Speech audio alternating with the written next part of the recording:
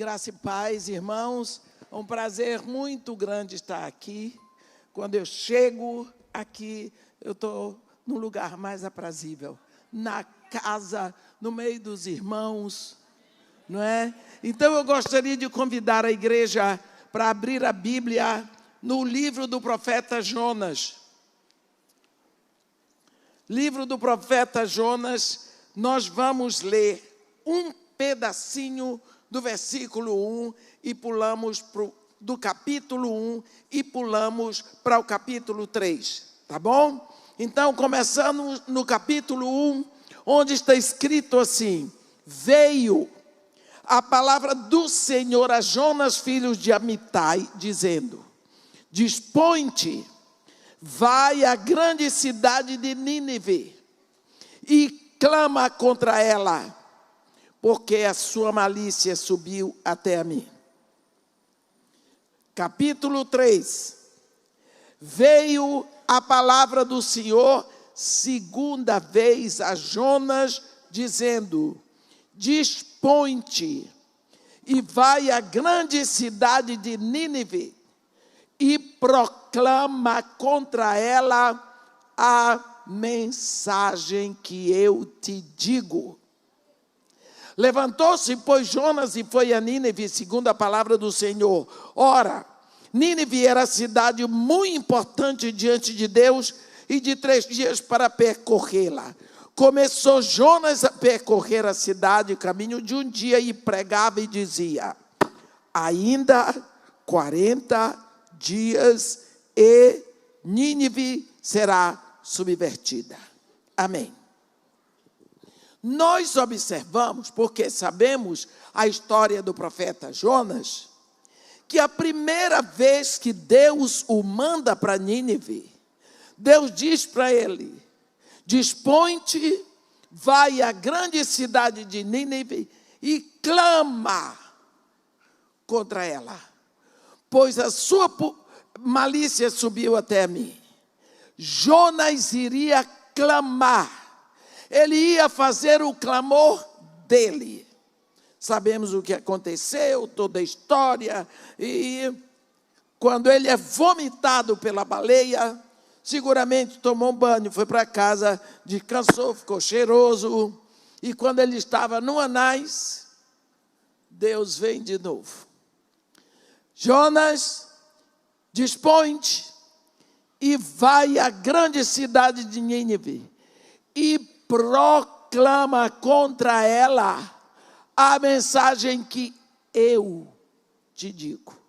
Você observou que da primeira vez Jonas ia clamar o clamor dele, mas agora Deus disse: não, senhor, meu chapa, agora você vai dizer o que eu digo, a palavra é minha, sou eu que vou falar. Jonas, a Bíblia diz, chegou lá em Nínive. Nínive hoje tem o nome de Mossul e fica no extremo norte do Iraque. Então, esse homem chegou lá. Jonas era um homem chato. Ele era difícil, esquisito, de má vontade, porque ele não gostava dos ninivitas. Chega lá este homem, ainda 40 dias e Nínive será subvertida. Ainda 40 dias e Nínive será subvertida. Ainda, olha, o dia todo, o mesmo sermão, 7 palavras. Vocês não iam aguentar se eu dissesse 5 vezes aqui. Pois Jonas repetiu, só que aquela palavra era a palavra de Deus. Sabe o que acontece quando a palavra de Deus é pregada? É que Deus se responsabiliza pelo que Ele diz. Quando nós dizemos Deus é fiel, nós estamos dizendo que Deus se responsabiliza pelo que Ele diz, porque Deus é fiel a Ele. ele diz, em Isaías 55, assim como desce do céu a chuva e a neve, e para lá não retornam sem que antes reguem a terra, e a fecundem, e a façam produzir para dar semente ao que semeia, e pão ao que come, assim é a palavra que sai da minha boca, não retornará para mim vazia, mas fará o que me apraz, e prosperará naquilo para que a designei. Jonas abriu a boca e disse o que Deus diz que aconteceu. O rei de Nínive tirou suas vestes reais, sentou no pano de saco, botou cinza sobre a cabeça, deu um edito real nacional. Todos têm que se converter ao Deus de Jonas. Ordenou um jejum nacional. Até os animais vão fazer jejum. O que foi que aconteceu? Jonas não falou de pecado, não chamou o povo para arrependimento, não fez apelo nenhum. Mas a palavra de Deus saiu apontando um tempo que encaminhava para o fim. Ainda 40 dias. Uau! Se hoje são 40, amanhã 39, depois 38, depois... Você viu?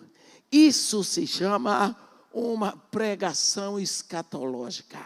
É Deus querendo que o povo perceba que o tempo se encaminha para um fim.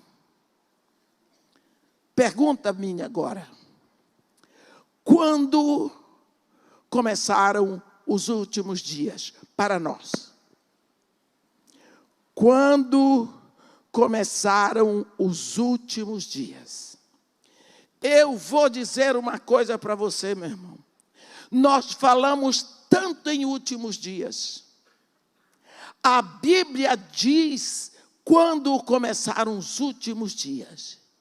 Mas nós estamos surfando no tempo, na internet. Ainda tem quem diga, as coisas vão melhorar. Não vão. Porque está escrito. Deus se deu o trabalho de chamar um apóstolo lá em cima. João foi fazer uma reportagem no céu, único homem. Deus disse, sobe, que eu vou te mostrar as coisas que em breve devem acontecer. Deus passou o filme todinho para João. João escreveu. E aí nós vemos 7 selos, no 7º selo 7 trombetas, na 7ª trombeta 7 taças e acabou.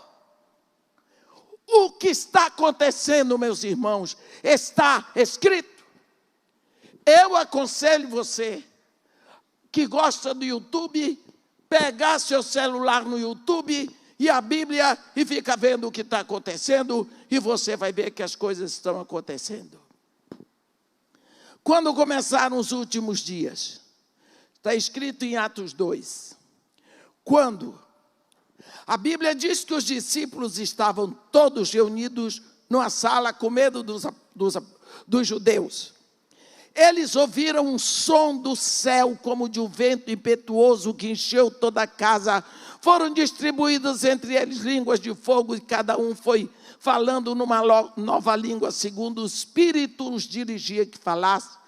Foi aquele enchimento de poder. Eles abriram as portas e saíram falando das maravilhas de Deus. O que estava acontecendo em Jerusalém? A Bíblia diz, em Levítico 23, que estava acontecendo uma das festas do Senhor. Às vezes nós pensamos que aquelas festas são de Israel. Não, a Bíblia diz assim, Deus fala assim em Levítico 23. Fala aos filhos de Israel e diz-lhes, as festas fixas do Senhor que proclamareis serão santas convocações. E são estas as minhas festas. Que festas são estas? Páscoa, pães asmos, primícias, Pentecostes, trombetas, expiação e tabernáculos. Cada festa dessas, os judeus vinham de onde estavam e se congregavam, de preferência onde estava o templo, e o templo estava em Jerusalém. Estava acontecendo uma dessas festas. Era a festa de Pentecostes. Então Jerusalém estava apinhado de judeus piedosos que vieram de várias nações onde eles habitavam. Eles tomavam navio, eles vinham para ofertar, para dizimar, para celebrar, porque era Pentecostes, uma festa ordenada para eles. Por isso, a Bíblia diz que Jerusalém estava cheia de judeus de todas as nações da terra. Quando eles viram aqueles homens galileus, significando tabaréus, é isso mesmo, caipiras. Tabaréu para quem é baiano, né? Caipiras, falando em outras línguas, das maravilhas de Deus, ele diz que é isso. O que está acontecendo aqui? E eles estavam maravilhados. Mas alguns zombadores diziam que nada, é tudo de pileque.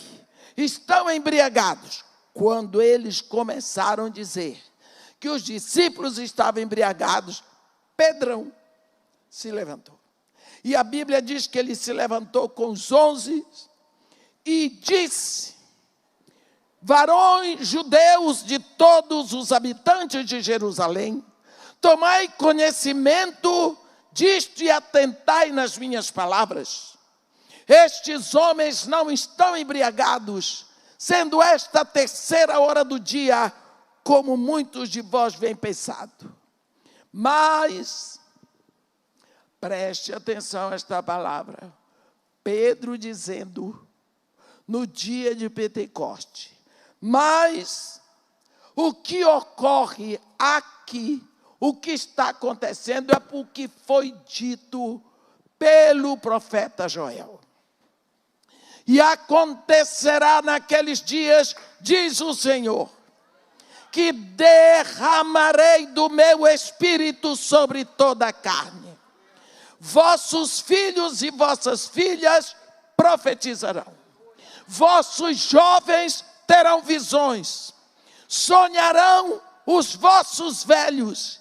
E até sobre os vossos servos e vossas servas derramarei do meu espírito e profetizarão. Agora, o que é que Pedro estava dizendo? Esse povo não está embriagado. O que está acontecendo hoje, aqui, dia de Pentecostes, é o que Deus falou pela boca do profeta Joel. E o que foi que Deus falou? Acontecerá nos últimos dias. Está acontecendo hoje. Hoje começam os últimos dias. Então, os últimos dias, meu irmão, começaram no dia de Pentecostes. Mas, vamos ver aonde mais está escrito isso. O irmão Tiago, que era irmão de Jesus Cristo, ele escreve a sua carta para os crentes da dispersão, judeus. E entre tantas coisas, lá no capítulo 5, a partir do versículo 7, ele diz assim: eu quero que você pense quando viveu Tiago e quando ele escreveu essa carta. No capítulo 5 da carta, a partir do versículo 7, ele escreve assim: Sede também paciente, meus irmãos, até a vinda do Senhor. Eis que o lavrador aguarda com paciência as primeiras e as últimas chuvas para retirar o precioso fruto da terra. Sede também vós pacientes, porque a vinda do Senhor está próxima. Irmãos, não vos queixeis um dos outros, porque o juiz está às portas. Você diz o quê? No primeiro século, Tiago diz, a vinda do Senhor está próxima, e ele também diz, o juiz está às portas. No primeiro século, meus irmãos, são passados 20 séculos, e nós estamos aqui. E Tiago achou que já ia acontecer. Homem cheio do Espírito Santo. Mais uma. Paulinho de Tarso, quando escreve a primeira carta aos Tessalonicenses, no capítulo 3, ele diz assim, a partir do versículo 15, versículo 14, capítulo 4. Porquanto o Senhor mesmo, dada a sua palavra de ordem, ouvida a voz do arcanjo e ressoada a trombeta de Deus, descerá dos céus, e os mortos em Cristo ressuscitarão primeiro. Depois nós, ele diz nós, Paulinho de Tarso, depois nós, os vivos, os que ficarmos, seremos arrebatados. O que significa que Paulo de Tarso, no primeiro século, achou que ia fazer parte do arrebatamento da igreja. São passados 20 séculos. João, com toda a dor que ele estava passando, Deus permite que ele vá para Pátimos, e Deus ali arrebata João para mostrar para ele como seriam as coisas, para ele mandar para nós. Atenção, Apocalipse é uma carta para a noiva, porque Apocalipse é uma palavra grega que significa desvendamento. Apocalipse significa revelação. É Deus revelando o noivo para a noiva. Então Apocalipse é uma carta para nós. Tem gente que por aí que quer entender. Não dá. Eu me lembro que eu estava na porta do Banco Itaú, e tinha um senhor muito brabo. E ele estava brabo com a história das mulheres serem submissas. Estava lá fazendo um comentário, naqueles comentários tristes e humilhantes. Porque, coitado, estava falando de uma coisa que ele não entende. E eu estava quietinha na fila, porque eu fico sempre quieta, a menos que me convidem para briga. Mas escondidinha na fila dos velhos, lógico. Porque naquela hora o banco só tem velho. E porque velho gosta de fila de banco. Porque ele não sabe fazer as coisas no celular em casa. Vem uma irmã do outro lado lá, acho que ela vinha daquela direção do Leme. Oh, que bênção, irmã, a senhora por aqui. Eu pensei, sujou, me dedurou. Depois que ela fez aquela festa, que a gente sabe, nós somos festivos, ela foi, o homem tinha parado a conversa, olhou para mim assim, muito decepcionado, disse, quer dizer que a senhora é evangélica? Eu não gosto que me chamem de evangélica. Eu não sou Eva nem Angélica. Mas eu entendi o que ele queria dizer. Eu entendi. Quer dizer que a senhora também é a favor dessa história que a mulher tem que ser submissa ao marido? A mulher tem que ser submissa? Eu disse para ele: moço, aonde aqui isso está escrito? Na Bíblia da senhora. Eu disse: então o senhor não se meta nesse assunto.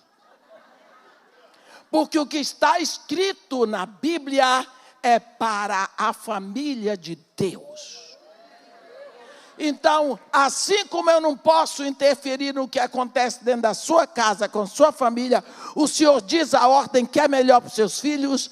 Na família do meu pai, que é Deus quem manda ele, e é ele que diz o que é melhor para nós.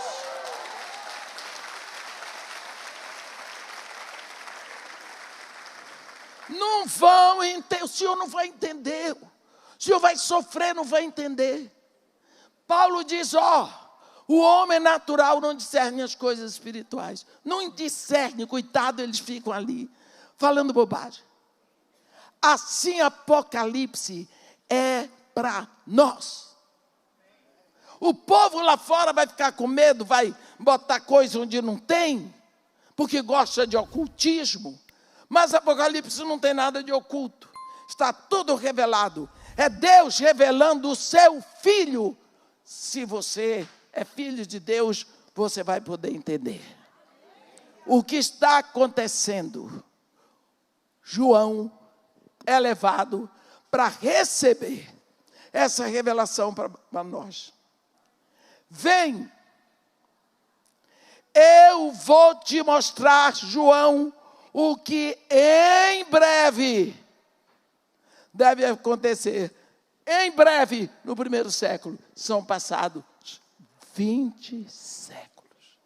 Ainda não aconteceu. O que você acha?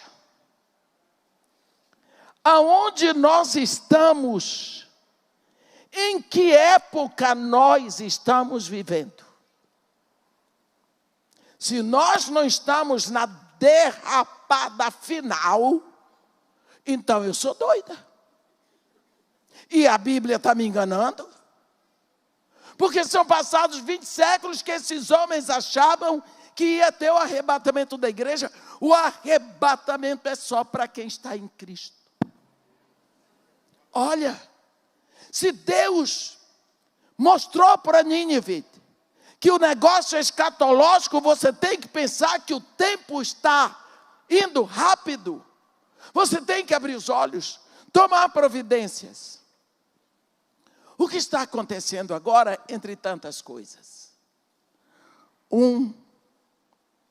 Uma vergonha. Jesus Cristo diz: eu edificarei a minha igreja. Ora, se ele diz a minha igreja, é porque tem outras que não são dele. Mas nós precisamos abrir os nossos olhos. Por que é que antes nós víamos assim?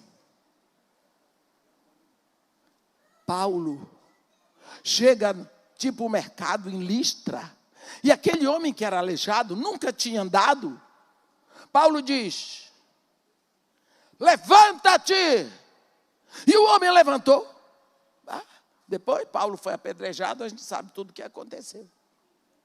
Pedro chegou na porta do templo chamada Formosa, disse para o homem: levanta-te. O homem levantou. Pedro vai lá, ressuscita Dorcas. Paulo ressuscita Eutico. E nós vemos ressurreições e tantos milagres, tantas coisas, tantos prodígios. Ressurreição. Olha, o primeiro sermão de Pedro. 3.000 almas creem e se rendem a Jesus Cristo. Hoje a gente está quase pegando 3.000 sermões para um se converter. O que está acontecendo hoje? Por que é que as coisas não estão acontecendo? Tem que estar acontecendo alguma coisa que está impedindo. Vamos ver O que é que Deus está nos ensinando?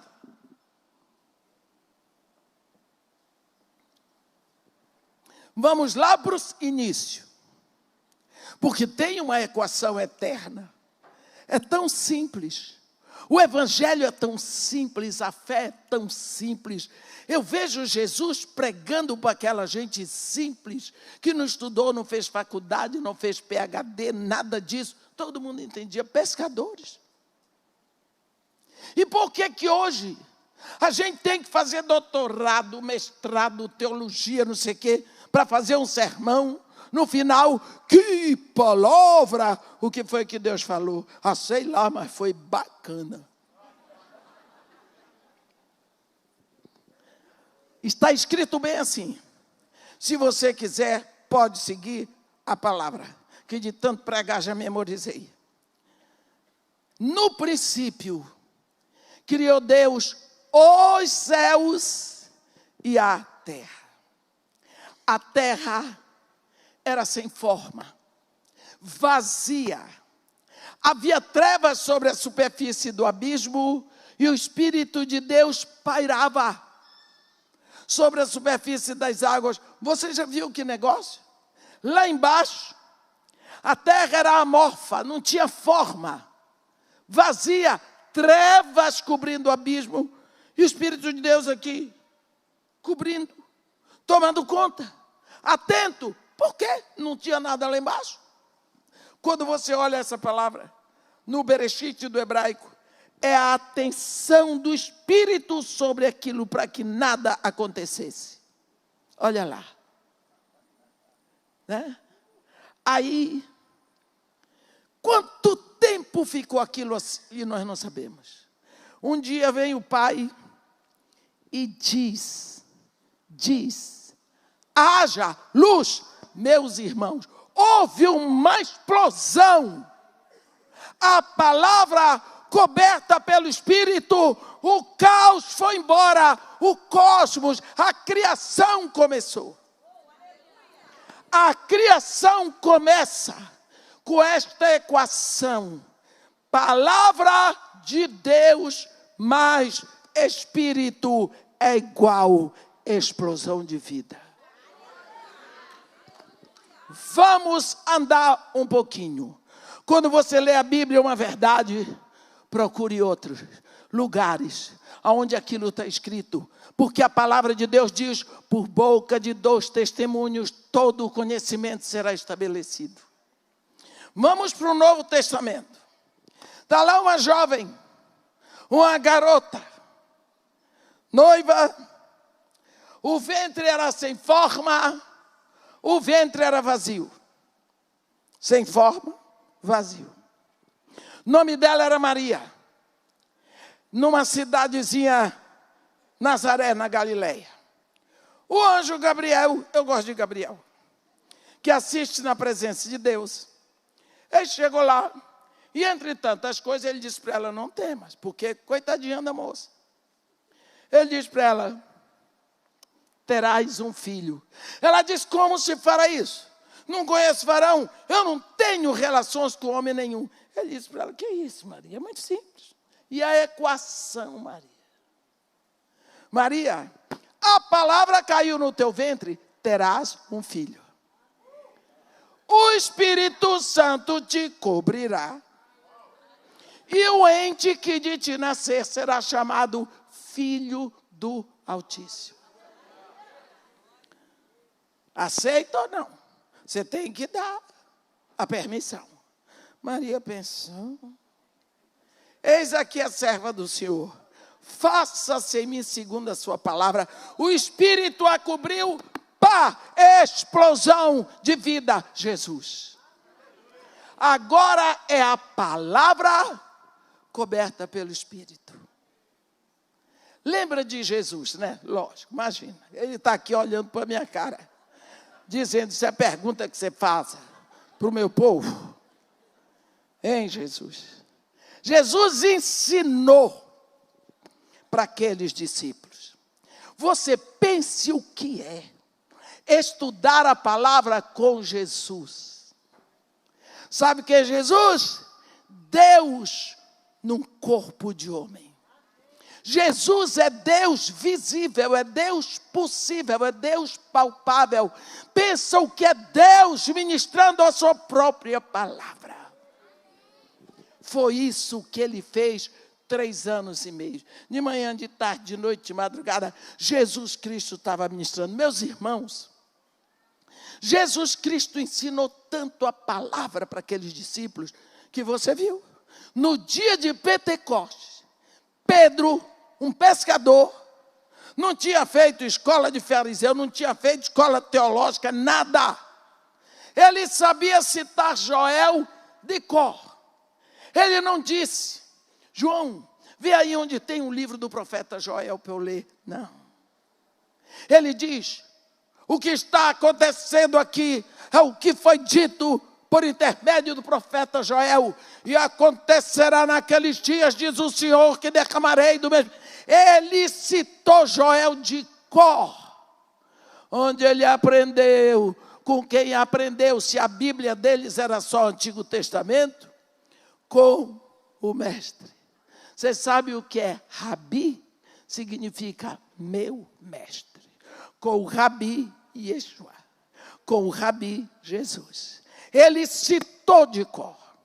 Aqueles homens eram cheios da palavra de Deus, mas eram confusos, briguentos. Misericórdia. Um vendeu o mestre, Judas. O outro, Pedrão, cortou a orelha do soldado Malco, dando um testemunho horrível sobre a turma de Jesus. Tudo bem. Jesus, um dia disse para eles, eu gosto disso, eu gosto tanto, quando Jesus ressuscita, diz assim: toda autoridade me foi dada nos céus e na terra. Sabe por quê? Vou fazer um parêntese. Quando você lê o Salmo 115, versículo 16, está escrito assim: os céus são os céus do Senhor, mas a terra deu a ele aos filhos dos homens. Então, a terra é dos homens, os céus são de Deus. Quando Jesus Cristo ressuscita, ele diz assim: toda a autoridade me foi dada nos céus, eu sou Deus, e na terra, eu sou homem. É esse Senhor Jesus que está aqui olhando para a sua cara e para a minha. Falou isso. Agora, na minha autoridade, porque eu sou dono da terra, vocês vão fazer discípulos de todas as nações. Eu quero uma igreja chegando, falando em todas as línguas da terra. E eu estou convosco todos os dias. Mas agora não. Não vou agora não, não vão, não. Por quê? Porque você não tem o poder. Quando ele fala em Lucas 24, 49, eis que eu envio sobre vós a promessa do meu Pai, permanecei na cidade, até que do alto sejais revestidos de poder. Como vai acontecer isso? Recebereis poder. Quando vier sobre vós o Espírito Santo, então sereis meus testemunhas em Jerusalém e toda a Judéia e Samaria e até os confins da terra. Dali, Jesus os levou para Betânia, subiu o monte. Quando estava dando as últimas recomendações, eles perceberam que Jesus estava sendo sugado da terra. Ficaram lá. Eles nunca tinham visto filme de efeito, nem filme, nem nada. Ficaram lá. Foi preciso que viesse 2 anjos. Quando eu digo coisa que não está escrito na Bíblia, eu saio do púlpito. Essa eu vou dizer porque não está escrito. Eu tenho a impressão que foi Jesus que disse para os 2 anjos: vão lá, senão vão ficar. Os 2 anjos vieram. Varões galileus, hein? O que estáis aí fazendo, olhando para as alturas? Este mesmo Jesus que dentre vós foi tirado, voltará, assim como o viste subir. Eu não sei quanto tempo aqueles discípulos ficaram lá. Porque a Bíblia diz que uma nuvem cobriu os pés dele.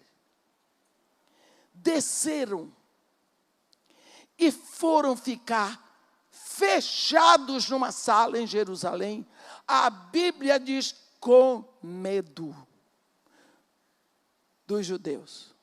Com medo, minhas irmãs, ei, só tinha homem ali. Tudo com medo. E ele diz que somos nós que temos, mas deixa para lá. Também, coitados, dos nossos queridos, né? Aí tem que saber, se não tivesse homem, não tinha mulher. Então vamos agradecer a Deus, por incrível que pareça, foi Deus que criou o homem. Bênção pura, porque Deus faz tudo o que é perfeito. Ficaram lá, meus irmãos, aqueles homens encharcados da palavra de Deus, cheios da palavra de Deus, presos numa sala com medo dos judeus. Meus irmãos, 10 dias, no 10º dia, festa de Pentecostes, o Espírito Santo veio sem fazer nenhum segredo. A Bíblia diz que era um som do céu, como um vento impetuoso, que encheu toda a casa, foi distribuído entre eles línguas como de fogo. Eles abriram aquelas portas, eles saíram falando das maravilhas de Deus. Aqueles homens, a Bíblia diz que eles botaram o mundo de cabeça para baixo. Por quê? Eles tinham a palavra. O Espírito veio sobre a palavra. Espírito mais a palavra, explosão de vida. Aconteceu no dia de Pentecostes. Olha, eu vou dizer, 3 anos com Jesus, aqueles discípulos não prestaram para nada, viu, Senhor Jesus? Desculpa, mas eram confusos. 3 horas com o Espírito Santo, oh meu Deus, eles já tinham feito tanto. Por quê? 3 horas com o Espírito sobre a palavra. Olha a diferença que faz. Olha a diferença que faz. Vou dizer uma coisa para vocês.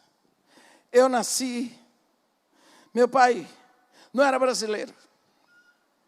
Era da Guiana Inglesa. Aos 9 anos foi para a Inglaterra, formou lá, veio para o Mar do Caribe, casou com a caribenha, voltou para o Brasil, fazia o culto doméstico todo domingo. A gente memorizava a Bíblia em inglês. Eu cresci indo na igreja. Eu era crente. Cresci assim. Eu fui organista de igreja. Eu era crente. Eu sou crente. Eu não bebo, eu não fumo, eu não danço, eu não isso, eu não aquilo, porque eu sou crente. Digo uma coisa, Adão bebeu alguma coisa lá no Éden? Adão fumou lá no Éden? Adão adulterou? Adão não tinha nem as pernas de outra mulher para ele olhar, que ele só tinha a mulher dele. Mas Adão pecou. Adão cometeu um pecado que matou toda a humanidade. Portanto, não me venha fazer diferença de pecadinho e pecadão. Eu era crente. Fui pela minha vida toda crente. Santa Rona. Que religiosidade nojenta. Aos 32 anos, lá no Iraque, eu estava morando no Iraque, de uma beduína de 9 anos, uma pastorinha chamada Suheila Zurraine. Ali foi a minha conversão. Eu sei o dia em que o Espírito veio sobre a palavra que estava dentro do meu coração. E eu que conhecia e recitava de cor o salmo do pastor, fui começar a conhecer o pastor do Salmo. Nós precisamos de um encontro verdadeiro com Jesus. Precisamos de um encontro verdadeiro para explodir.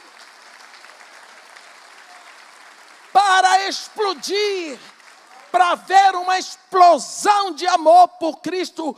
Para que você enlouqueça. Porque o Evangelho de Jesus é loucura. Deixa eu contar uma coisa para você.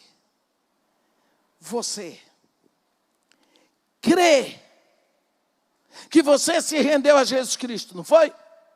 No dia que você confessou Jesus Cristo como o único Senhor, suficiente Salvador, você se arrependeu dos seus pecados. Você foi transportado do império de trevas para o reino do Filho do amor de Deus. O seu nome foi registrado no livro da vida. Você nunca mais vai entrar em julgamento, porque você já foi julgado. Jesus Cristo diz: quem ouve as minhas palavras e crê naquele que me enviou, tem vida eterna, passou da morte para a vida, não entrará em julgamento. Então, bem, Deus lhe deu o Espírito Santo. Deus não deu o Espírito Santo porque você merece. Não. É porque você precisa. É porque Deus determinou. É por isso que Ele lhe deu o Espírito. Para o Espírito fazer de você um filho de Deus igual a Jesus. Está escrito em Romanos 8, 29. E aqueles que de antemão conheceu, a estes também predestinou para serem feitos à imagem de seu Filho. Bem, isso tudo aconteceu. O Espírito, então, está em você. Está habitando em você. Um senhor me disse, eu estava pregando sobre... Eu estava dando um congresso sobre símbolos do Espírito Santo. E nesse dia, o símbolo que eu estava pregando, porque são 8 símbolos do Espírito que eu encontrei na Bíblia. Água, chuva, vento, sopro, penhor, a pomba, o fogo e o óleo. E eu estava pregando sobre a pomba, Gênesis 8. Depois, todo mundo veio, aquela confusão. Ele estava assim, irmão, preciso de sua ajuda. Eu digo, o que foi? Ele disse, como é que eu faço para ter o Espírito Santo? Eu digo, eita. Eu disse, meu irmão, eu prego a palavra para você, você se rende a Jesus Cristo, está pronto. Esse irmã, já fiz isso. Eu disse, então você já tem o Espírito Santo. Irmã, é impossível. Olha o que esse irmão me disse. Irmã, é impossível alguém como eu ter o Espírito Santo de Deus. Eu disse, misericórdia. Eu disse, dá para você me explicar melhor? A senhora conhece os meus maus pensamentos? Eu digo, não, graças a Deus. A senhora conhece os meus maus desejos? Então, irmã, como é que uma pessoa que tem os pensamentos que eu tenho, os desejos que eu tenho, como é que esta pessoa tem o Espírito Santo? Eu disse, eu não sei. Eu não sei. Isso é um negócio que você tem que perguntar para quem sabe.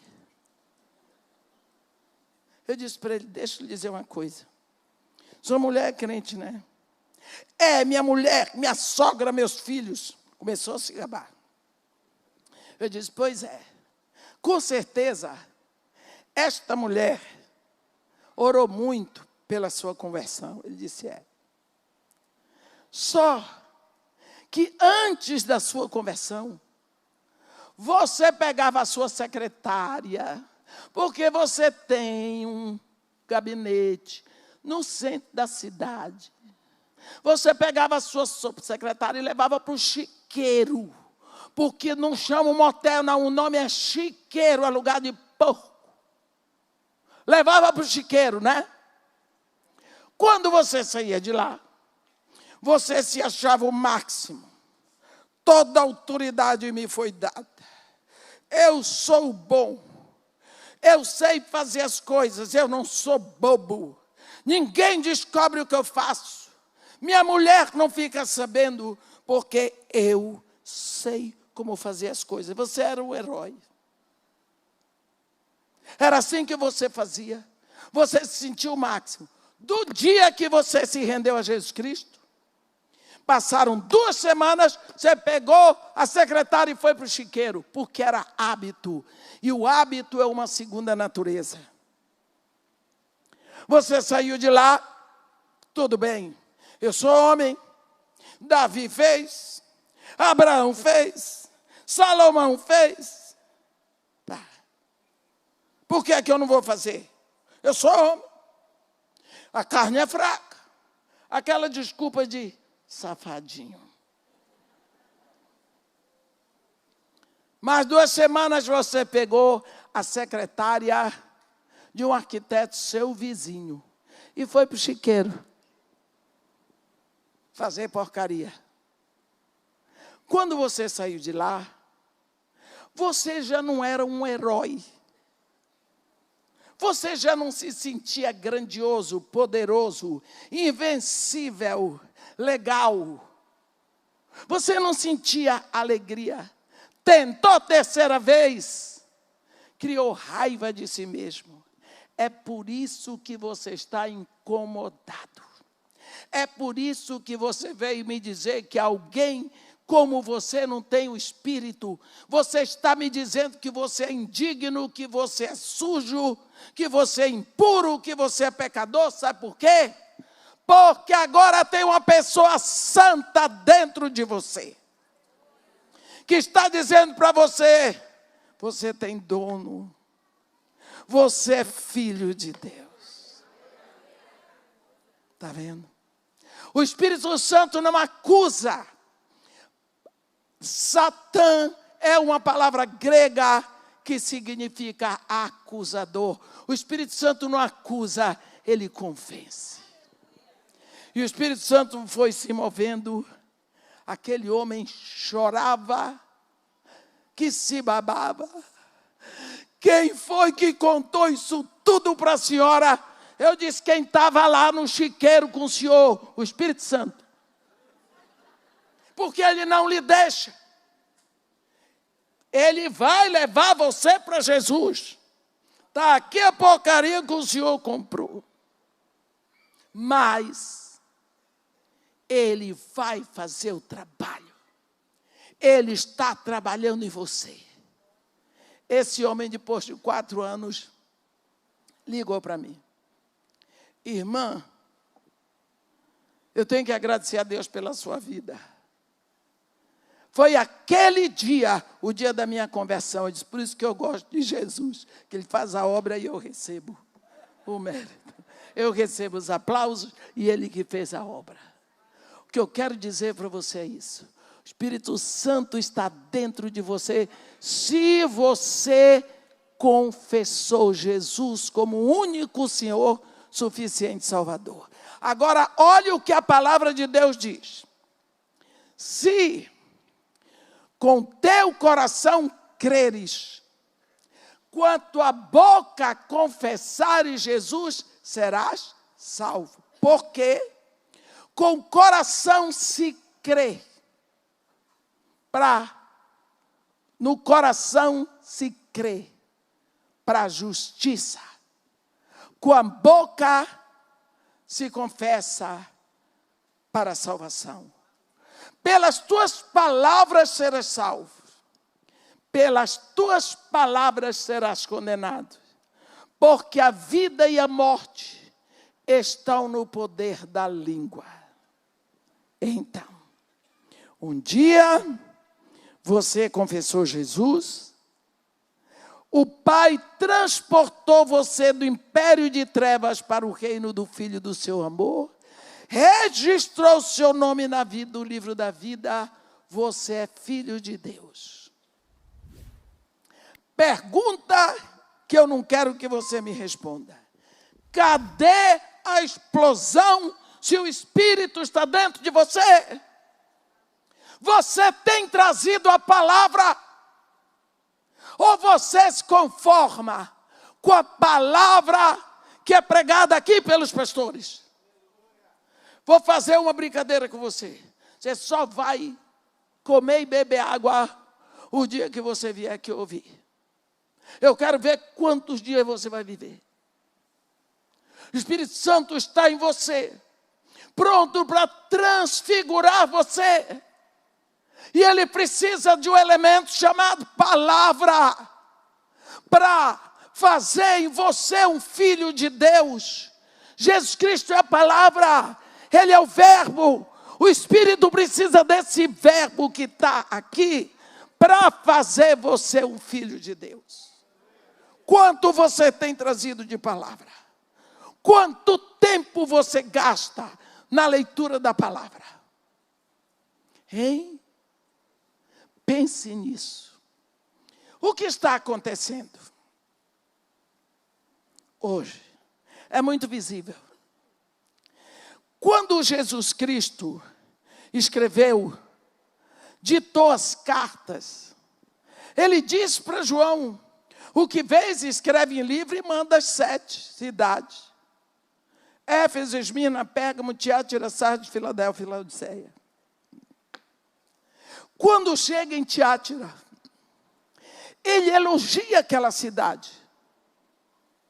Na hora de dar a admoestação, ele diz: tenho, porém, contra ti o tolerares que esta mulher, Jezabel, não somente que a si mesmo se declara profetiza, e não é, não apenas ensine os meus servos, mas os induza a praticar a prostituição e a comer comidas sacrificadas aos ídolos.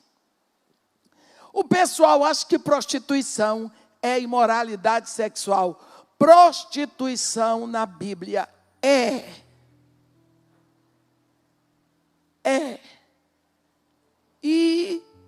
idolatria. Por isso inventaram que o espírito de Jezabel é espírito de imoralidade sexual. Olha, quem foi Jezabel? Jezabel foi uma princesa no Antigo Testamento. Ela era uma princesa filha de Etbaal, rei do Tiro, sacerdote de Astarote. Como princesa, eu creio, você só me dá mais 5 minutos que eu termino, tá? Porque se você tocar, eu não consigo pregar. É defeito meu limite. Jezabel, estou dizendo. Deus é bom, né? Que ele manda para gente que nem eu. Ele é bom, Deus é bom. Não foi isso que nós fizemos aqui, falamos? Deus é bom. Eu tenho a impressão que ela era linda, porque para mim princesa é linda. Não sei porquê, mas eu acho que... Porque elas são bem vestidas, elas são elegantes, elas são inteligentes, elas têm joias lindas, elas têm a melhor alimentação. Ei! E ela era uma princesa fenícia. O pai dela, Etbaal, é que teria que arranjar para ela um casamento. Porque naquela época era o pai que arranjava o casamento das filhas. Logicamente, ele arranjou um casamento de linhagem real para sua filha. Fez um casamento político. Casou a princesa Jezabel com Acabe, rei de Israel.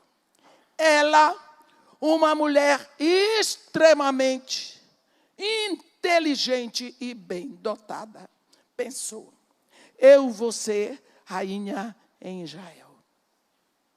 Eu vou implantar o culto ao meu Deus em Israel. Quando ela casou com o rei Acabe, ela veio com uma visão só, um plano, um objetivo, um escopo, uma missão. Implantar o culto a Baal, que é outro nome para Satanás. Quando chegou lá, ela disse: esse povo adora o Deus de Israel, eles vão ter que adorar Baal. Mas por que eles adoram o Deus de Israel? Porque eles ouvem a palavra do Deus de Israel.